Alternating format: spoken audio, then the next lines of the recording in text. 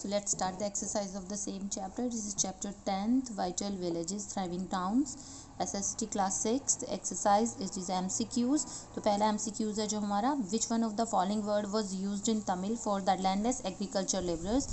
इनमें से कौन सा वर्ड है जो तमिल भाषा का है और लैंडलेस एग्रीकल्चर लेबरर्स के लिए यूज़ किया जाता है, यानी ऐसे मेहनत करने वाले लोग जो लेबर क्लास के हैं और जो ज़मीन के बिना एग्रीकल्चर पे काम करते हैं। तो वेलार्स हैं, केदेशियार हैं, अजावर हैं, या ग्राम भुचक्का है। तो द राइट आंसर इज़ कदाइशियार हैं। द मोस्ट गृहपतिज वर, ज़्यादातर गृहपतिज थे वो छोटे फार्मर्स माने जाते थे, बड़े फार्मर्स माने जाते थे, बीच वाले फार्मर्स माने जाते थे, या बिना ज़मीन के लेबर क्लास मानी जाती थी। So the right answer is small farmers. The third question is ring wells were used for, जो रिंग वेल्स बने होते थे हर घर के अंदर वो किसके लिए इस्तेमाल किए जाते थे? वॉशिंग क्लॉथ्स के लिए, ड्रेनेज के लिए, बादिंग के लिए, इरिगेशन के लिए। इरिगेशन सिंचाई, बादिंग नहाना, वॉशिंग क्लॉथ्स कपड़े धोना, ड्रेनेज मतलब नाली या निकास के लिए, तो वो ड्रेनेज के लिए यूज़ किए जाते थे। The right answer is C option.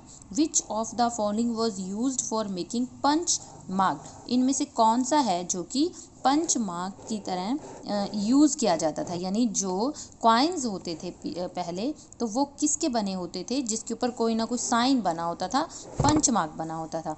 तो वो थे गोल्ड के, टिन के, सिल्वर के या एवरी के, तो वो सिल्वर के होते थे। The right answer is B.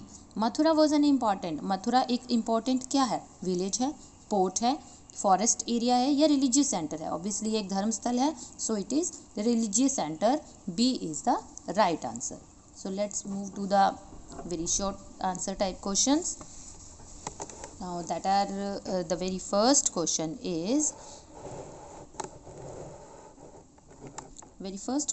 is who was the grama bhojaka? Grama bhojaka कौन था? The village headman was known as the grama bhojaka, जो विलेज के हेड होता था उस आदमी को ग्राम भुचक्का कहते थे।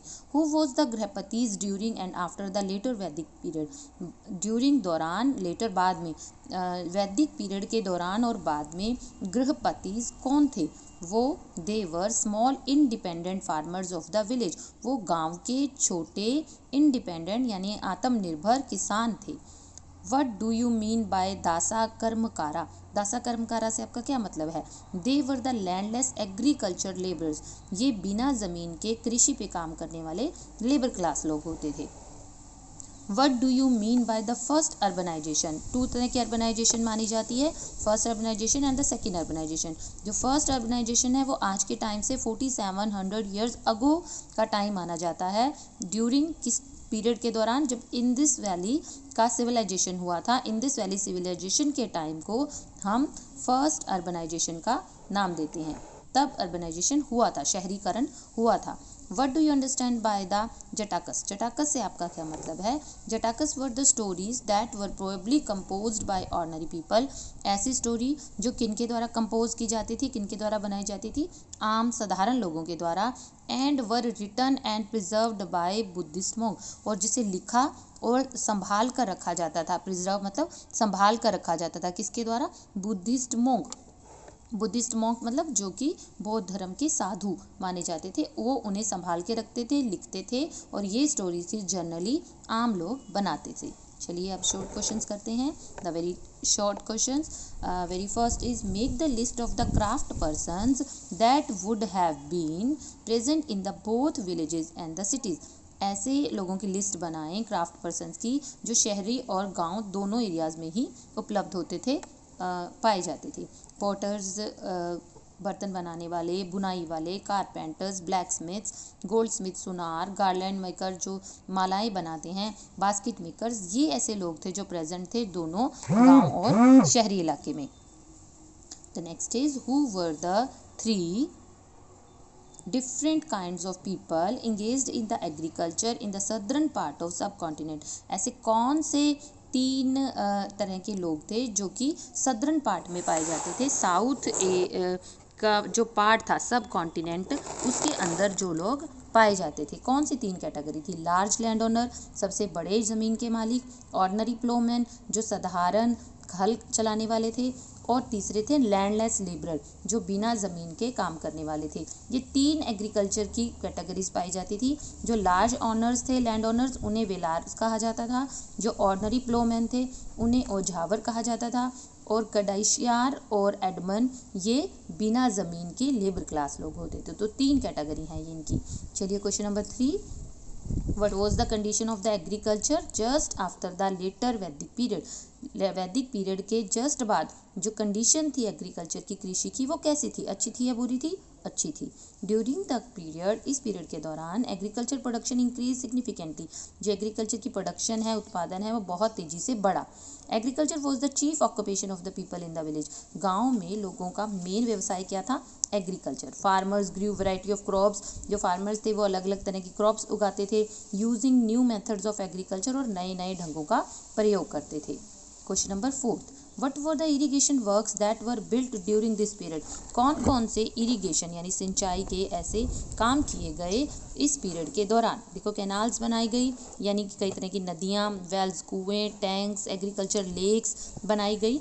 किसके लिए? इरीगेशन के लिए, सिंचाई के पर्पज से इस पीरियड के दौरान। Let's do the long question now. तो फर्स्ट लॉन्ग क्वेश्चन है, what were the functions of gram bhojaka? जो ग्राम भुजक्का था उसका क्या फंक्शन था, क्या काम करता था वो? Why do you think he was powerful? आप क्यों सोचते हैं कि वो बहुत पावरफुल था? Gram भुजक्का perform the following functions, वो नीचे वाले फंक्शंस काम करता था। The very first A, he was usually the largest land owner who cultivated his lands through slaves and hired workers, जो ज़मीन की जुताई करता था, कल्टीवेट करता था स्लेव्स, गुलामों के ज़रिए, और हायर्ड वर्कर्स मतलब दूसरों को किराए पर लेकर, हायर करके, जैसे हम लेबर क्लास को हायर कर लेते हैं, पहले करते थे, तो उस ढंग से वो उनकी यानी उसका जुताई होती थी। And the next point is B point. B point में है ही कलेक्टेड टैक्सेस, वो टैक्सेस कलेक्ट करता था फ्रॉम द विलेज, विलेज से किसके लिए? फॉर द किंग, किंग के लिए वो टैक्सेस कलेक्ट करता था। He was function as a जज and the policeman in the village, वो 2 तरह के फंक्शन करते थे। एक तो जज की तरह, यानी कोई लड़ाई हो जाती तो वो जज की तरह काम करते, और पुलिसमैन की तरह काम करते थे, झगड़ों का फैसला कराते थे। तो इन सब फैक्ट से हमें ये पता लगता है, this fact suggest that he would have been very powerful, कि वो बहुत ज़्यादा पावरफुल रहे होंगे उस टाइम में।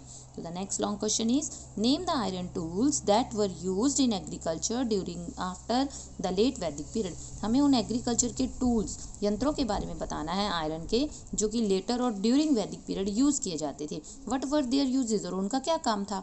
आयरन प्लोशेयर्स, पहला था आयरन प्लोशेयर्स, फिर एक्सिस, फिर sicles.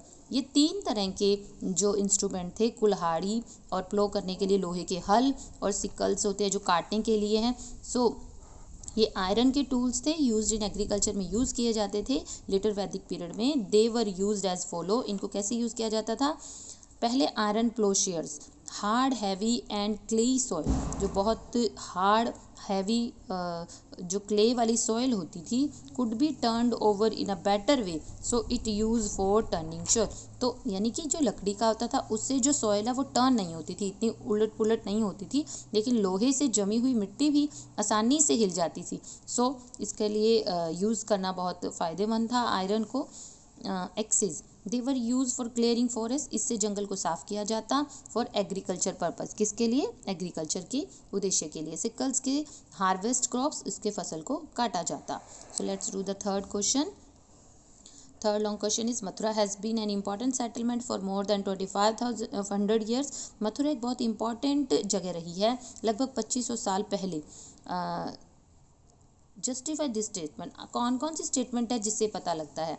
So the first, the city had political, इनकी राजनीतिक, कमर्शियल, व्यवसायिक, एंड रिलीजियस, धार्मिक इंपॉर्टेंस है, यानी मथुरा की राजनीतिक, व्यापारिक, धार्मिक तीनों ढंगों से बड़ी इंपॉर्टेंस है। इट वॉज लोकेटेड, ये कहाँ स्थित है? लोकेटेड कहाँ है?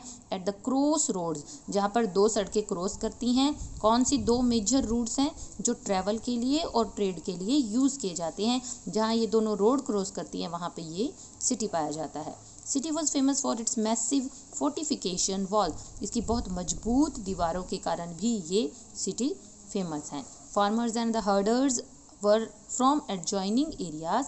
जो फार्मर्स और हर्डर्स जो चराने वाले होते हैं पशुओं को, या फार्मर्स हैं, कृषक है, ये इनका जो आसपास के एरिया के मतलब एडजॉइनिंग पास के एरिया के थे, वो सप्लाई करते हैं फूड पूरी सिटी में, यानी दो मिलकर कैटेगरीज मिलकर पूरी सिटी में फूड की सप्लाई करती हैं।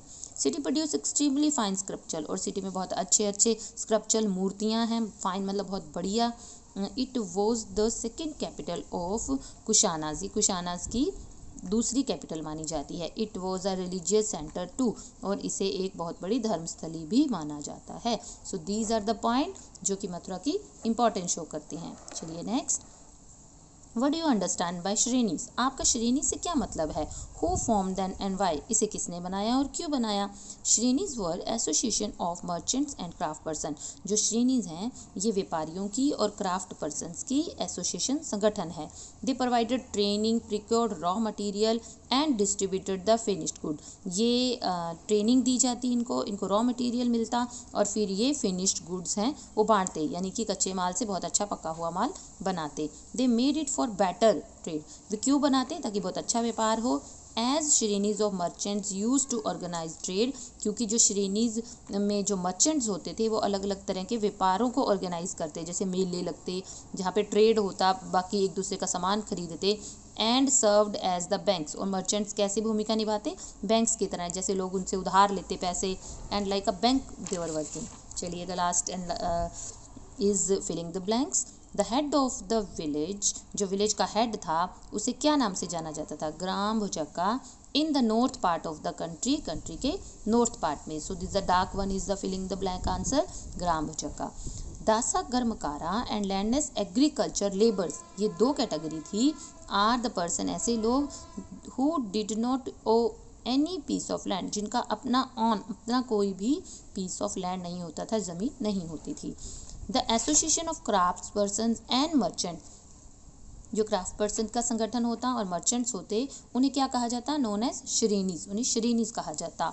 अकिरमेडू वॉज द कोस्टल प्लेस, ये जगह एक पानी के नज़दीक की जगह है। वेयर शिप्स अनलोडेड गुड्स, जहाँ पर शिप्स अपनी लदी हुई चीज़ों को उतारती, जो कहाँ से लाती? वो डिस्टेंस लैंड से, अलग अलग दूर के इलाकों से लेके आती, और इस जगह पर शिप्स अपनी जो गुड्स हैं वो अनलोड करती। So this was your chapter. It was very easy. I hope you understand it very well.